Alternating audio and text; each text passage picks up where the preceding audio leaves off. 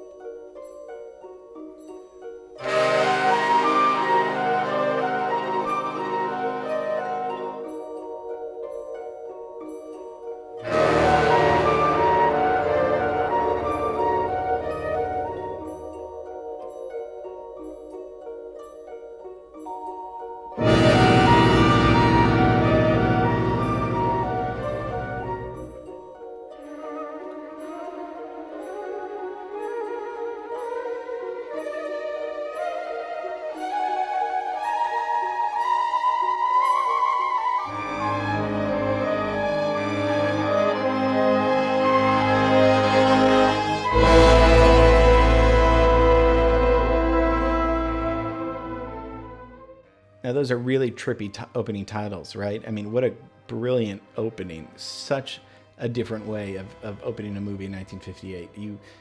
I mean, there just weren't movies being made like this. And Saul Bass is the guy that created all those wonderful titles and zigzags. And first movie to use computer graphics, or titles at least. So, I mean, already you're in this zone. Of course, you're hearing triplets. So triplets is a musical term. Triple is three. So da da da. So da da da. So you don't have, if you have three notes, it's da da da da da da, right? But if you make it a triplet, it's da da da da da da. So 1, 2, 3. I'm saying this because the theme in Vertigo by Bernard Herrmann, who's the composer we've talked about many times. Bernard Herrmann and Hitchcock had a wonderful working relationship. Although it was, I think he didn't get along with anybody. It was wonderful for the audience because we got to see their collaboration so gratefully. And if we just listen to those opening credits, it's all triplets.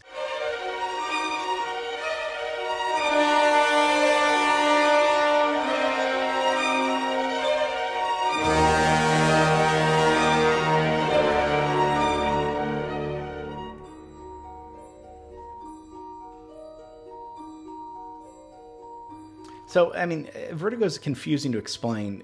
It's confusing to watch at times.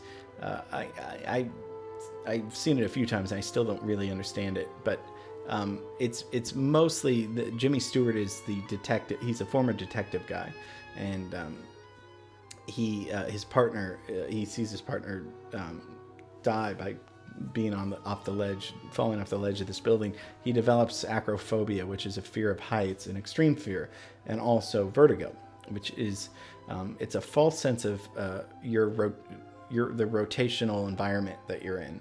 So you're like that. So it's terrible. I know that some people, Joe and Matthew, you guys have experienced that. It sounds really, really awful. So after that, he's kind of Jimmy Stewart's Scotty. He is kind of he's terrified. He's traumatized, and he retires. But he's asked by his friend to follow his wife because he thinks she's acting weird, and he acts as a private investigator. And he follows Kim Novak, who's the beautiful Kim Novak in this, who's still alive today, 87. That's amazing. he follows her. They fall in love. They develop a relationship. He realizes, and she takes him to this bell tower, and she commits suicide. Then realizes that his friend was kind of playing a trick on him the whole time, that he was using his fears, Jimmy Stewart's fears, to control him into having. So his wife, Kim Novak, was really kind of two people, and it creates this thing of confusion. So after he gets out of this sanitarium, he goes back to the place where they used to hang out together, and Scotty sees a woman that looks like Kim Novak. I mean, it is, but the character. And so he says, okay, now that he sees her there, he's like, we're gonna have to reenact this going up the staircase scene to get it right this time, so she doesn't die, or something like that. So the scene we're gonna look at is Jimmy Stewart taking her up the bell tower, and he wants to get her to admit that she lied to him.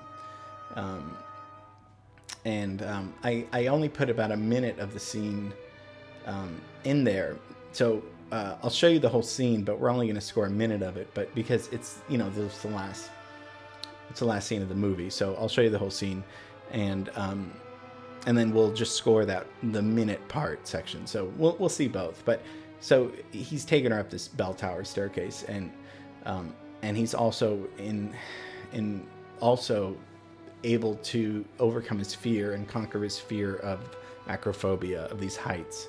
So it's a really tense, cool scene. Let's take a look at it.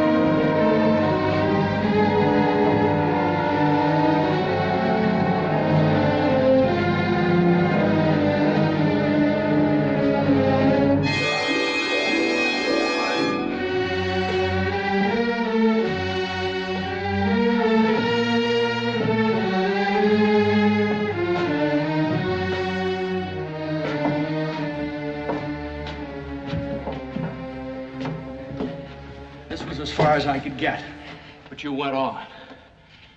You remember? The necklace, Madeline.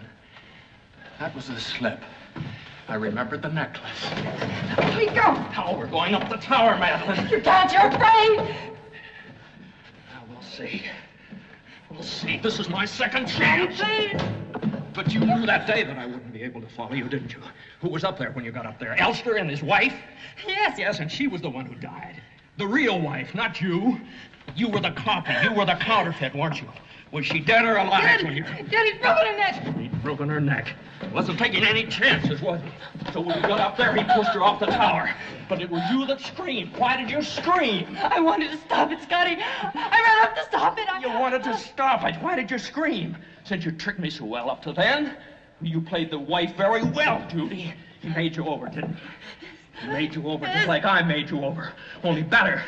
Not only the clothes and the hair, but the looks and the manner and the words and those beautiful phony trances. And you jumped into the bay, didn't you?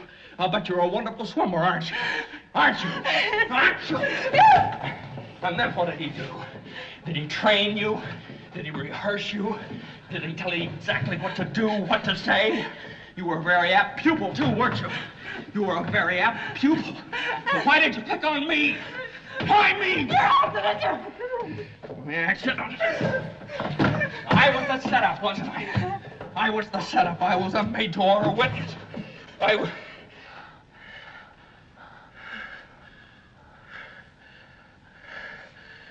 made it. I made it. What did you do? We're going up and look at the scene of the crime. Come on, Judy. This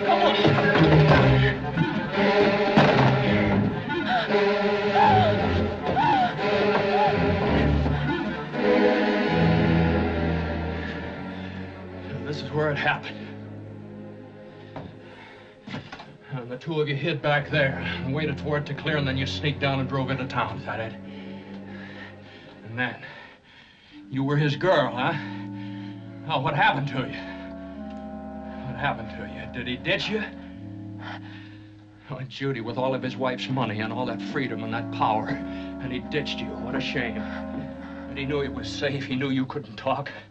Did he give you anything? Yes, the money. And the necklace. Carlotta's necklace. There was where you made your mistake, Judy. You shouldn't keep souvenirs of a killing. You shouldn't have been... You shouldn't have been that sentimental. I loved you so, man. Scotty, I was safe when you found me. There was nothing that you could prove. When I saw you again, I couldn't run away. I loved you so. I walked into danger and let you change me because I loved you and I wanted you. Scotty. Oh, Scotty, please. You love me now. Keep me safe. Please. It's too late. It's too late. There's no bringing her back. Please.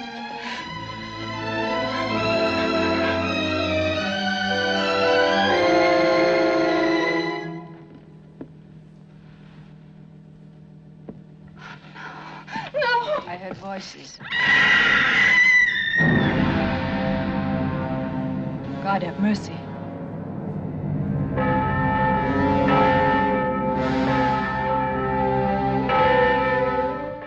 So it's a very confusing, twisted, disturbing realization ending. And of course, all of this is made super weird and creepy because of the music. We're going to take a look at the scene, and again, it's going to be one of these things where when we take out the score, it could be anything, and it shows you the power of it. Let's take a look at this at your assignment without the music.